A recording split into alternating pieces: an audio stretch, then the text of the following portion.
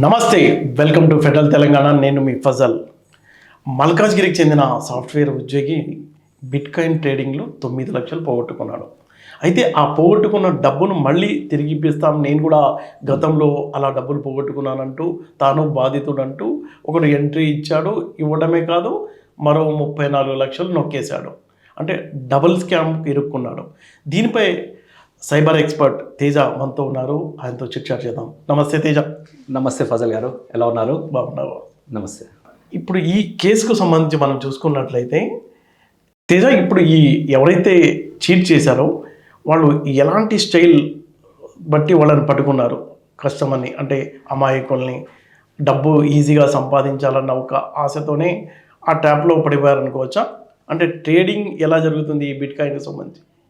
Okay, ఇక్కడ మనకి two things ఉన్నాయి. ఒకటి ఏంటంటే ఎవరైతే విక్టిమ్ ఉన్నాడో ఒకసారి మోసపోలేదు, 2 సార్లు మోసపోయాడు. అవును. సో మోసపోయాడు అంటేనే ఫస్ట్ టైం బ్లండర్ మిస్టేక్ చేసినట్టు. దాని మీద మళ్ళీ మోసం చేయడం ఈజీ అనమాట. ఒకసారి మోసపోయాడు అంటే మళ్ళీ మోసపోవడం చాలా ఈజీ. సో ఫస్ట్ టైం మనం చూసుకున్నట్టయితే 9 lakhs మోసపోయాడు. ఈ 9 lakhs ఎలా మోసపోయాడు అన్నది మనం గమనించినట్టయితే బిట్ కాయిన్ ట్రేడింగ్లో ఇన్వెస్ట్ చేశాడు తను.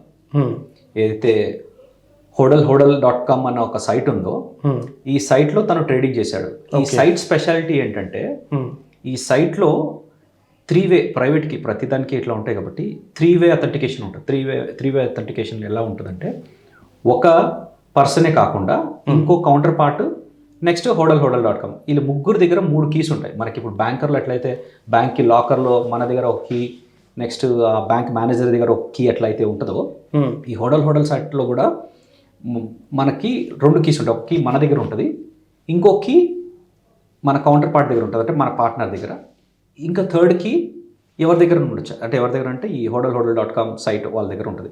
సో మనం ముగ్గురం కలిపి దాన్ని ఆథరైజ్ చేస్తే సిగ్నేచర్, అంటే ఇప్పుడు బ్యాంక్కి కంపేర్ చేశాను కాబట్టి లాకర్కి, ఆ ముగ్గురు కలిపి లాకర్ కీ పెట్టి ఓపెన్ చేస్తే ఆ లాకర్ ఎట్లయితే ఓపెన్ అవుద్దో ఈ బిట్ కాయిన్ ట్రేడింగ్ కూడా ఈ ముగ్గురు కీస్ కలిపి ఓపెన్ చేస్తేనే అది ఓపెన్ అవుద్ది ట్రేడింగ్కి.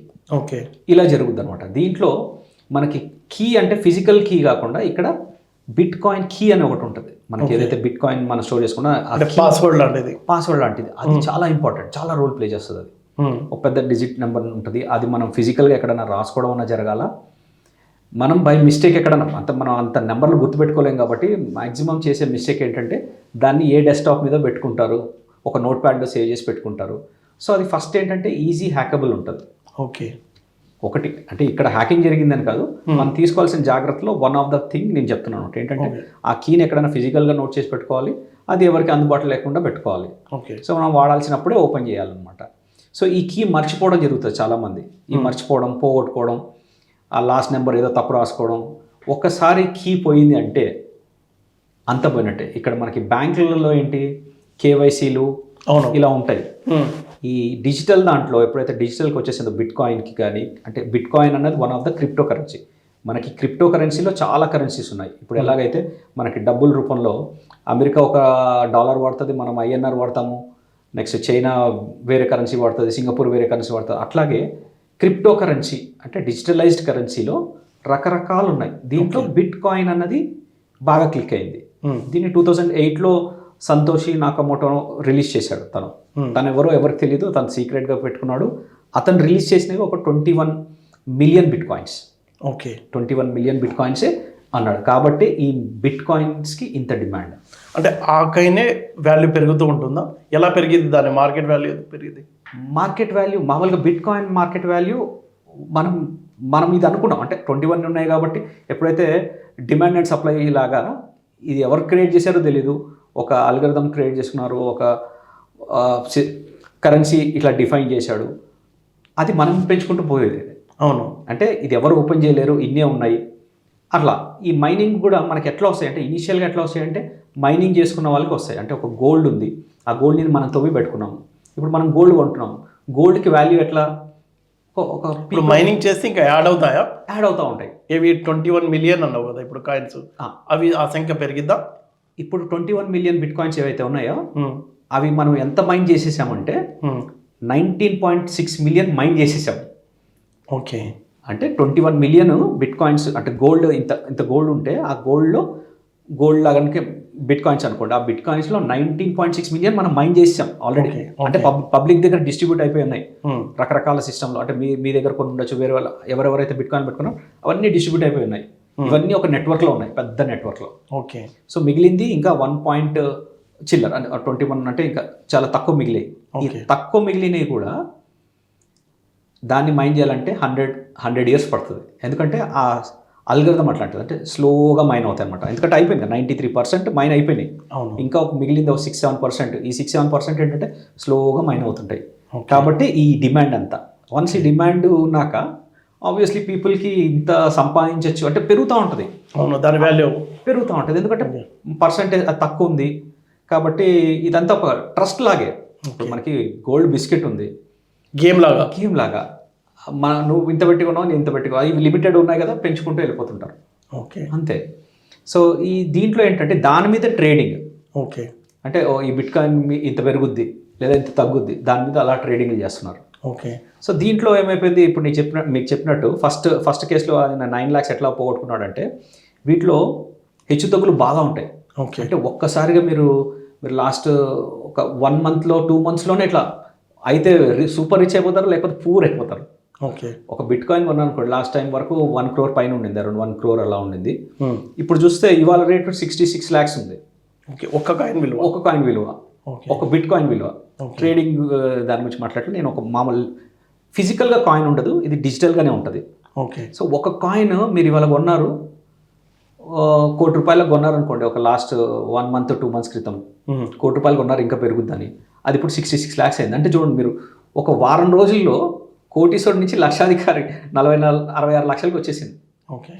అదే మరి ఇప్పుడు మీరు 66 లక్షలు కొన్నారు అనుకోండి, ఒక 1 monthలో మళ్ళీ మీరు కోటీశ్వరులకు వెళ్ళిపోవచ్చు. అంటే ఒక బ్యాంక్ మీకు 10 ఏళ్ళలో 9 ఏళ్ళకు అమౌంట్ని డబుల్ చేస్తుంది. అవును. ఇది ఒక నెలలో డబుల్ చేస్తాం. డబుల్ ఏంటి, ట్రిపుల్ కూడా చేయొచ్చు. ఓకే. అందుకే ఆ క్రేజ్. అందుకే ఆ క్రేజ్ని యూజ్ చేసుకొని ఇన్ని ఫ్రాడ్స్ జరుగుతూ ఉంటాయి. ఓకే. అంటే ఎవరెవరికైతే గ్రీడ్ ఉంటుందో మనం ఓవర్ నైట్ అయిపోవాలని, ఇంకా ఎలా సంపాదిస్తారు ఓవర్ నైట్ అవ్వాలంటే? ఈజీ మనీ అనగానే ఈజీ స్కామ్. ఓకే. అలా అయితే ఇక్కడ డబల్ స్కామ్ అయింది. ఒకసారి ఏమో ట్రేడింగ్లో 9 లక్షలు పోగొట్టుకుంటే, మళ్ళీ ఇంకొకసారి ఆ డబ్బు రికవరీ అంటూ ఒక 34 lakhs పోగొట్టుకున్నాడు. ఇప్పుడు మీరు సాఫ్ట్వేర్ ఇంజనీరింగ్ గురించి చెప్పాలి. దీని గురించి మీరు అడిగింది. సాఫ్ట్వేర్ ఇంజనీర్లకి ఏముంటుందంటే, అరే నేను ఎలాగో మోసపోయాను, ఇంకోటి కూడా మోసపోకూడదు అని సాఫ్ట్వేర్ ఇంజనీర్ కదా చాలామంది చేస్తుంటారు. అంటే నేను ఎలా మోసపోయాను, ఇంకోటి కూడా మోసపోకూడదని ఈ పర్టికులర్ సాఫ్ట్వేర్ ఇంజనీర్ ఏం చేశాడంటే, రెడిట్ అని ఒక సైట్లో రాశాడు. పాపం అతను స్టోరీ అంతా రాశాడు నీట్గా. స్టోరీ అంతా రాసి, అంటే నేను ఇలా మోసపోయాను, ఇక్కడ పెట్టాను, 9 లక్షలు మోసపోయానని రాశాడు. అది పబ్లిక్కి తెలిసి కొంతమంది అవేర్ అయ్యి కూడా ఉంటారు. ఇప్పుడు మన డిస్కషన్ కూడా ఎవరైనా చూస్తే వాళ్ళకి హెల్ప్ అవుద్ది, అట్లా అనుకుని అతను రాశాడు. దాన్ని అడ్వాంటేజ్గా తీసుకొని వేరే వాడు చదివి అతన్ని ట్రాక్ చేశాడు. ఏమని, అరే నేను కూడా ఇలాగే మోసపోయాను, కాకపోతే డబ్బులు వాపస్ వచ్చే పద్ధతి నాకు తెలుసు అని చెప్తే వెంటనే కనెక్ట్ అయిపోతాం కదా. మనమే ఇన్ఫర్మేషన్ అక్కడ పెట్టాము. ఫస్ట్ ఆఫ్ ఆల్ ఏంటి, మనం ఇన్ఫర్మేషన్ పెట్టాలి కానీ మనం అన్ని డీటెయిల్స్ ఇవ్వకూడదు. అంటే ఇలా జరుగుతుంది మోసం అని చెప్పాలి కానీ నేను ఇట్లా మోసపోయా, ఇంత మోసపోయా, ఇక్కడ మోసపోయా, ఈ డీటెయిల్స్ అన్నీ ఇస్తే వాడికి ఏముంటుంది, కనెక్టివిటీ ఈజీగా ఉంటుంది. వాడు కూడా ఒక విక్టిమ్ లాగా యాక్ట్ చేసి ఇతను కనెక్ట్ అయ్యాడు. Over a period of time నాకు వీళ్ళు తెలుసు, వాళ్ళు తెలుసు, లేదా పోలీస్ డిపార్ట్మెంట్ ఎవరో ఉన్నారు, ఇట్లా మనం చేసుకుందాం, ఇట్లా చేయొచ్చు అని చెప్పాడు. సేమ్ నీలాంటి విక్టిమ్ నేను కాబట్టి నాకు తెలుసు ఆ ప్రొసీజర్ అని తెలుసు అని చెప్పాడు. సరే అని చెప్పి దే స్టార్టెడ్ ఇన్వెస్టింగ్. కొంచెం అంటే ఇన్వెస్ట్ కాదు, ఫస్ట్ ఇలా ప్రాసెస్, ఇది నీ కేసు క్లోజ్ అయిపోవచ్చింది ఓకే అని చెప్తే, ఆ కేసు క్లోజ్ అయిపోవచ్చింది, మనం ఇతనితో మాట్లాడాలని ఒకతను ఇంట్రడ్యూస్ చేసుకొని, ఇతను పోలీస్ ఆఫీసర్ అంటే నేను పోలీసు, సో అండ్ సో అక్కడ పోలీస్ అని చెప్పాడు. సరే అని వీళ్ళు మాట్లాడితే, పోలీస్ అంటే ఇంకొక ధైర్యం మనకి, అబ్బా మనం రాసిన ఆర్టికల్కి మనకి ఒక ఇంకో విక్టిమ్ దొరికాడు, మనకి హెల్ప్ చేస్తున్నాడు అనుకుంటున్నాడు. ఒక ట్రస్ట్ ఏర్పరిచారు వాళ్ళు. ఈ ట్రస్ట్ ఓవర్ నైట్ రాదు. అవును. సో ఎలా వస్తుంది, ఫస్ట్ కొంచెం డబ్బులు తీసుకున్నారు, తర్వాత మళ్ళీ కొంచెం డబ్బులు ఇచ్చారు, ట్రస్ట్ రావాలి కదా. అంటే ఎప్పుడు నేను మీ దగ్గర డబ్బులు తీసేసుకుంటా ఉంటే ట్రస్ట్ ఉండదు, కాబట్టి డబ్బులు ఇవ్వాలి కూడా. అలాగే వీళ్ళు ఏం చేశారంటే, ఆ 43 లక్షల్లో ఎంతో వసూలు చేసిన దాంట్లో 10 లక్షల దాకా వాపస్ చేశారు అతనికి. సో అతనికి ఒక ట్రస్ట్ ఏర్పడింది, ఓహో డబ్బులు వస్తాయి అన్న ట్రస్ట్ క్రియేట్ చేశారు. ఎప్పుడైతే ఒక సర్టెన్ అమౌంట్ దాటిపోయిందో అతనికి అర్థమైంది నేను రెండోసారి మోసపోయానని. Then he approached cyber crime. Okay. అలా 2 times మోసపోయాడు. తేజ ఇప్పుడు చెప్పండి, P2P ఈ క్రిప్టో ప్రొఫైల్ ప్లాట్ఫామ్స్ ఉన్నాయి కదా, దీంట్లో మోసాలు ఎలా జరుగుతాయి? P2P ఈ మనకి చాలా ఇందాక అనుకున్నట్టు బిట్ కాయిన్లో చాలా ట్రేడింగ్ యాప్స్ ఉంటాయి బిట్ కాయిన్ మీద. ఈ పర్టికులర్ మనం ఈ సినారియో తీసుకుంటే hodl.com అన్న సైట్ ఏదైతే ఉందో దాంట్లో ఒక అడ్వాంటేజ్ ఉంటుంది, ఒక డిసడ్వాంటేజ్. మనం ఏ తీసుకున్నా కూడా ఒక అడ్వాంటేజ్ డిసడ్వాంటేజ్ అంటే ప్రోస్ కాన్స్ అని అంటాం మనం, ఇవి ఉంటాయి ప్రతిదానికి. సో దీంట్లో ఏంటంటే పియర్ టు పియర్, ఇప్పుడు పియర్ టు పియర్ ఎగ్జాంపుల్ మనకి చెప్పాలంటే సింపుల్గా వాట్సాప్లో అంటే నేను మెసేజ్ చేయగానే మీకు మెసేజ్ వస్తుంది, పియర్ టు పియర్ కమ్యూనికేషన్ నెట్వర్క్లో. సేమ్ అలాగే ఈ మెథడ్ కూడా hodl.comలో పియర్ టు పియర్ షేరింగ్ ఉంది, అది ఒక గుడ్. ఇంకోటి దీంట్లో గుడ్ అని, అది గుడ్ కావచ్చు బ్యాడ్ కావచ్చు, ఏంటంటే అనానిమస్, కేవైసీ ఉండదు ఈ సైట్కి. అంటే కేవైసీ ఉండదు, ఓన్లీ ప్రైవేట్కి మీకు ఇచ్చేస్తాను.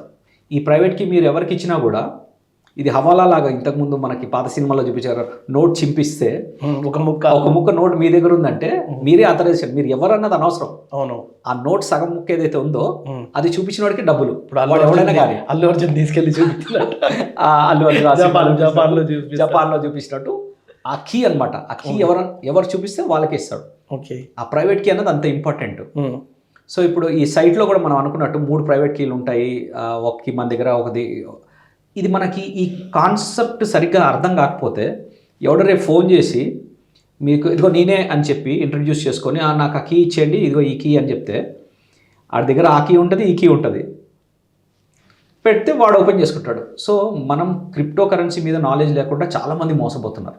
ఓకే, ఈ నాలెడ్జ్ చాలా అవసరం. కీ అన్నది చాలా ఇంపార్టెంట్. మనకి ఇప్పుడు మీకు 1 లక్ష రూపాయలు క్యాష్ పెట్టుకొని 1 లక్ష రూపాయలు ఇవ్వండి అంటే మీరు ఆలోచిస్తారు ఒక సెకండ్. అవును, అదే మీరు డిజిటల్లో కొట్టేయమంటే కుట్టేస్తారు. డిజిటల్ ఏముంది, ఆ నెంబర్ చెప్పండి అని అనుకోండి, నెంబర్ చెప్పేస్తారు మీరు, ఏముంది నెంబర్ అని. కానీ ఆ నెంబర్ వెనక 1 లక్ష రూపాయలు ఉన్నాయి లేదా 9 లక్షలు ఉన్నాయి అన్నది మీరు మర్చిపోతారు. ఏం కీయే కదా అనుకుంటారు. అవును, కానీ that key place main role. ఒకసారి కీ వెళ్ళిపోయిందంటే కేవైసీ ఈ సైట్లకు ఉండవు కాబట్టి వాడు ఆథరైజేషన్ కూడా అడగడు, కీ ఇచ్చినోడే ముఖ్యం. ఇప్పుడు ఈ కేవైసీ లేని ప్లాట్ఫామ్లలో పెట్టుబడి పెట్టేటప్పుడు ఎలాంటి జాగ్రత్తలు తీసుకోవాలి? కేవైసీ ఇది జాగ్రత్తలు ఏముండదు, మనకి ఇంపార్టెంట్ ఆ కీయే. కేవైసీ అన్నది కూడా ఒక బెనిఫిట్ లాగా, ఏంటంటే మన ట్రాకింగ్ ఉండదు కాబట్టి ఇది స్పెషల్గా చేసేది ఏంటంటే ఫ్రాడ్స్టర్స్ మ్యాక్సిమం వీటిలో ఉంటారు. ఈ కేవైసీ లేని దాంట్లో అంటే అనానిమస్గా పోస్ట్ చేయడం, అంటే నేనెవరు తెలియకుండా బ్యాంక్ ఎక్కడ దొరకకుండా గవర్నమెంట్కి దొరకకుండా సైట్లు వాడుతుంటారు, ఆ సైట్ల ద్వారా వెళ్తుంటారు. ఇప్పుడు ఈ hodl.comకి కూడా మీకు యాప్ ఉండదు, ఇది అంతా ఆన్లైన్ అంటే వెబ్లోనే ఉంటుంది. ఈ వెబ్ కూడా మీరు మామూలు వెబ్ నుంచి చేస్తే ఐపీ దొరుకుతుంది. ఓకే, ఇప్పుడు నేను మీ యాక్సెస్ చేశాను అనుకోండి, మీ ఫెడరల్ తెలంగాణ.com ఏదో సైట్ నేను యాక్సెస్ చేశాను అనుకోండి, నా ఐపీ మీ దగ్గరకు వచ్చేస్తుంది కాబట్టి నన్ను ట్రేస్ చేయొచ్చు మీరు ఎక్కడి నుంచి అని. అదే నేను ఒక వేరే సైట్ నుంచి బ్రౌజ్ చేశాను అనుకోండి, డిఫరెంట్ బ్రౌజర్స్ ఉంటాయి ప్రాక్సీస్ నుంచి, వాటి నుంచి, అప్పుడు నా ఐపీ రాదు. అలా ఈ సైట్లకు కూడా కేవైసీ ఉండదు, నెక్స్ట్ ఎక్కడి నుంచి బ్రౌజ్ చేశాడో తెలియదు, ఆ డబ్బులు ఎవరో తెలియదు. ఓకే, సో జస్ట్ ఆ కీ ఒకటే ఇంపార్టెంట్ కాబట్టి ట్రేసింగ్ కూడా ఇంపాసిబుల్. పోయింది అంతే. అట్లా పోగొట్టుకున్నాడు ఫస్ట్ కేసులో. సెకండ్ కేసులో అది ఇప్పిస్తామని చెప్తే నమ్మడం అనేది మరీ మూర్ఖత్వం. ఆ కీ పోయిందంటే పోయినట్టే, ఇంకా మీరు ఏం చేయలేరు దాన్ని. ఒక విషయం చెప్పండి తేజ, ఇప్పుడు డబ్బులు పోయినాయి, ఒక ఫ్రెండ్ చెప్పాడు నేను డబ్బులు ఇప్పిస్తాను అని, అది నమ్మాలా వద్దా? దానికి ఎలాంటి రూల్స్ ఫాలో చేయాలి? ఫ్రెండే కదా అని ఆయనకి ఇంకెవడో ఉంటాడు, ఆయన తప్పించుకుంటాడు, మళ్ళీ ఆయన కూడా మోసపోవచ్చు కదా. మంచి question. So first of all ఏంటంటే బ్యాంకుల్లో మీకు మ్యూల్ అకౌంట్లు అయ్యి ఆగి, లేకపోతే బ్యాంకుల నుంచి పోతాయి కదా ఈ డబ్బులు, ఏవైతే మనకి సైబర్ క్రైమ్స్ ఏవైతే అవుతున్నాయో, ఈ సైబర్ క్రైమ్స్లో పోయిన డబ్బులు 99% దాకా రావు. 99% రావు. అది వితిన్ 1 అవర్లో మనం రిఫ్లెక్ట్ అయితే, ఇప్పుడు మ్యూల్ అకౌంట్స్ కింద బ్లాక్ చేస్తున్నారు కాబట్టి అన్ని అకౌంట్లు కొంతవరకు వస్తున్నాయి, ఒక 90% వస్తున్నాయి అనుకోండి, 99% రావు.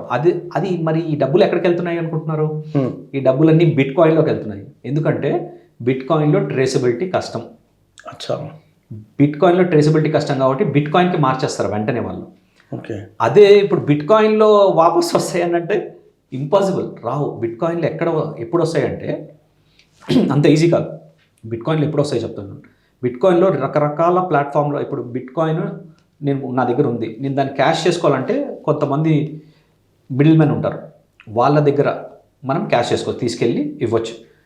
సో ఇప్పుడు నేను ఎవరో తెలియదు, ఆ బిట్ కాయిన్ వాడి దగ్గర ఉంది, నేను వెళ్తాను, డబ్బులు తీసుకుంటాను, ఓకే, వాడు డబ్బులు ఇస్తాడు. సో ఇప్పుడు పోలీస్ ట్రాక్ చేస్తే వాడిని ట్రేస్ చేస్తారు. వాడి దగ్గర నా కేవైసీ ఉందనుకోండి, వాడు అంటే బిట్ కాయిన్ ఎక్కడికైతే మారిందో లాస్ట్ వాడిని ట్రేస్ చేస్తే వాడు దొరుకుతాడు.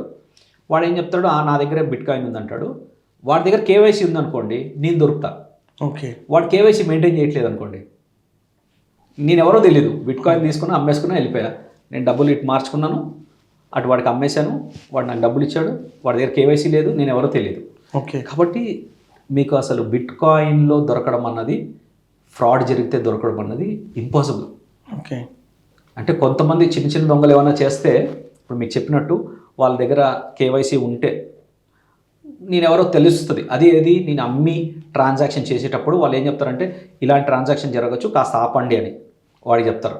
అందరికీ చెప్పాలంటే చాలా కష్టం. అసలు